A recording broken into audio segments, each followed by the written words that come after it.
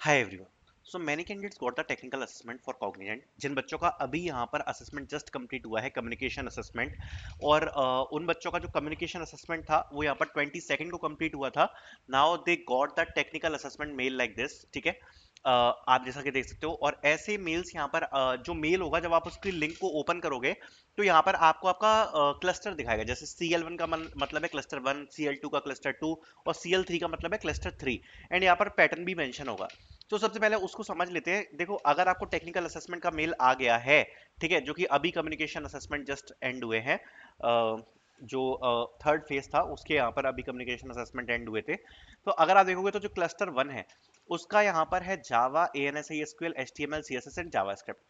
Cluster 2 है Python, ANSI SQL, cloud fundamentals. Cluster 3 है C sharp, ANSI SQL, HTML CSS, JavaScript. अब इसका pattern क्या रहता है उसको एक बार समझ लेते हैं। जिनको बच्चों को क्लस्टर 1 आया है, क्लस्टर 1 वाले बच्चों को यहाँ पर जावा मिल रही है, ठीक है। क्लस्टर 2 वाले बच्चों को यहाँ पर पाइथन मिल रही है, एंड क्लस्टर 3 वालों को सी शार्प मिल रही है, ठीक है। अब देखो पैटर्न क्या होता है। जो बच्चे जावा और सी शार्प के हैं उनका पैटर्न सेम हो रहेगा। दो कोडिंग क्वेश्चंस आपको देखने को मिलेंगे, ठीक है। दो एसक्यूएल क्वेश्चन आपको देखने को मिलेंगे और एक वेब बेस्ड क्वेश्चन आपको देखने को मिलेगा।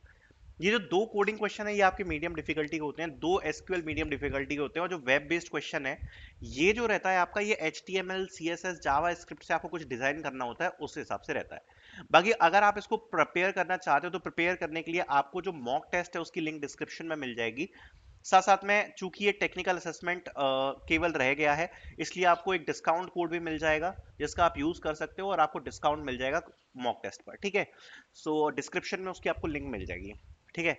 सो ये दो कोडिंग क्वेश्चन मीडियम, दो SQL and one web based question, तो ये आपको मिल जाएंगे। अब ये जो पाइथन वाला क्लस्टर होता है, इस क्लस्टर में जनरली आपको क्या देखने को मिलता है, यहाँ पर आपको दो कोडिंग क्वेश्चन देखने को मिलते हैं, दो एसक्यूएल क्वेश्चन देखने को मिलते हैं। साथ साथ में आपको 10 MCQ क्वेश्चन देखने को मिलते हैं जो कि क्लाउड पे होते हैं। क्लाउड फंडामेंटल से रिलेटेड आपको 10 MCQ क्वेश्चन यहाँ पर देखने को मिलेंगे।